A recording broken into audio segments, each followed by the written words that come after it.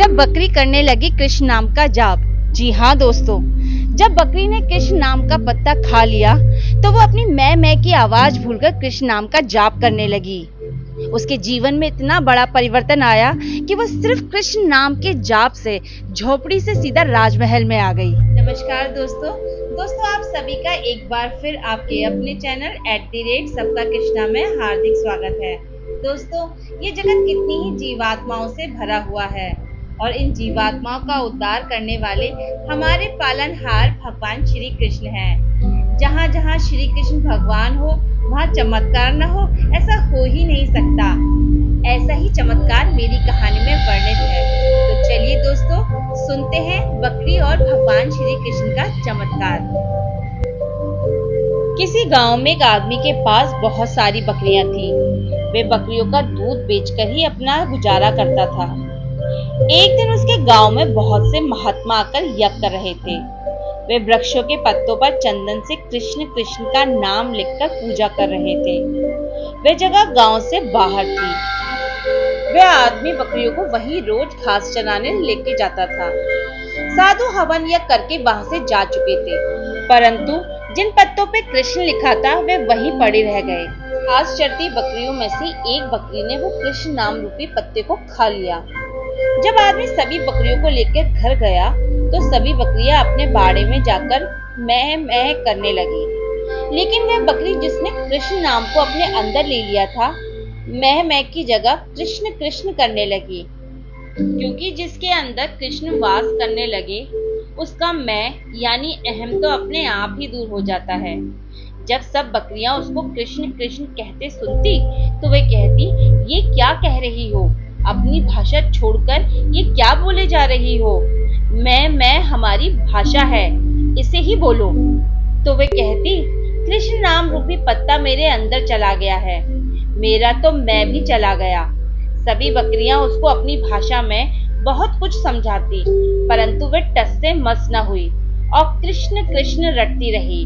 सभी बकरियों ने ये निर्णय किया कि इसको अपनी टोली से बाहर ही कर देते हैं। वह सब उसको सींग और धक्के मारकर बाड़े से बाहर निकाल देती हैं। सुबह जब मालिक आता है उसको बाड़े से बाहर देखता है तो उसको पकड़ के फिर अंदर कर देता है, परंतु बकरियां उसको फिर सींग मारकर बाहर कर देती हैं। ये प्रतिदिन होता रहा। मालिक को कुछ समझ नहीं आता, ये सब उसकी दुश्मन क्यों हो गई हैं, क्यों इसको बाड़े से बाहर कर देती हैं। मालिक सोचता है कि जरूर इसको कोई ऐसी बीमारी होगी कि सारी बकरियां इसको अपने से दूर कर रही हैं। वह सोचता है कि कहीं एक बकरी के चक्कर में मेरी सारी बकरियां बीमार ना पड़ जाएं, और वह फैसला लेता है कि वह रात को उस बकरी को जंगल में छोड़ देगा और सुबह होने से पहले वो बकरी को कहीं जंगल में छोड़ आता है। सुबह वो बेचारी बकरी अकेली खड़ी रहती है। तभी वहां से एक चोर गुजर के जा रहा होता है। वो अकेली बकरी को खड़ा देखता है तो उसके मन में लालच आता है कि चलो मैं इस बकरी को चुरा लेता हूँ। वह उस बकरी को लेकर जल्दी से भाग जाता है और दूर गांव जाकर उसे किसी किसान को बेच देता है। किसान, जो कि बहुत ही भोला भाला और भला मानस होता है, उसको कोई फर्क नहीं पड़ता कि बकरी मैं करे या कृष्ण कृष्ण करे। वे बकरी सारा दिन कृष्ण कृष्ण जपती रहती। अब वे किसान उस बकरी का दूध बेचकर अपना गुजारा करता है। कृष्ण नाम के प्रभाव से बकरी बहुत ही ज्यादा मीठा और अच्छा दूध देती है। दूर दूर से लोग उसका दूध उस किसान से लेने आते हैं। किसान, जो कि बहुत ही गरीब था, बकरी के आने और उसके दूध की बिक्री होने से उसके घर की दशा अब सुधरने लगी। एक दिन राजा के मंत्री और कुछ सैनिक उस गांव से होकर गुजर रहे थे। उसको बहुत भूख लगी, तभी उन्हें किसान का घर दिखाई दिया। किसान ने उसको बकरी का दूध पिलाया। इतना मीठा और अच्छा दूध पीकर मंत्री और सैनिक बहुत खुश हुए। उन्होंने किसान को कहा कि हमने इससे पहले ऐसा दूध कभी नहीं पिया।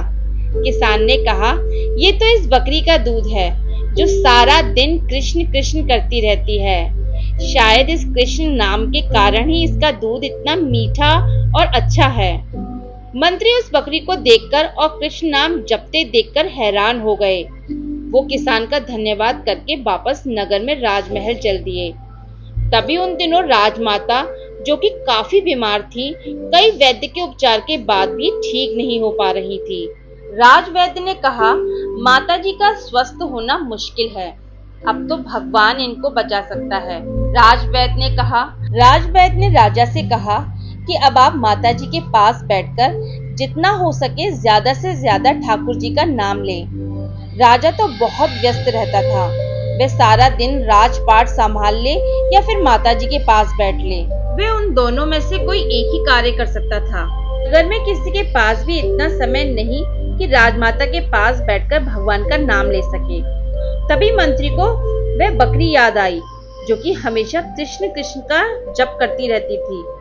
मंत्री ने राजा को इसके बारे में बताया। पहले तो राजा को विश्वास ही नहीं हुआ, परंतु मंत्री जब राजा को अपने साथ उस किसान के घर लेके गया तो राजा ने बकरी को कृष्ण कृष्ण का नाम जपते हुए देखा और सुना तो वो हैरान हो गया। राजा किसान से बोला कि आप ये बकरी मुझे दे दो। किसान बड़ी विनम्रता से हाथ जोड़कर राजा से बोला कि इसके कारण ही तो मेरे घर के हालात ठीक हुए हैं, अगर मैं ये आपको दे दूंगा तो फिर मैं भूखा रह जाऊंगा। राजा ने कहा कि आप फिक्र मत करो, मैं आपको इतना धन दे दूंगा कि आपकी गरीबी दूर हो जाएगी।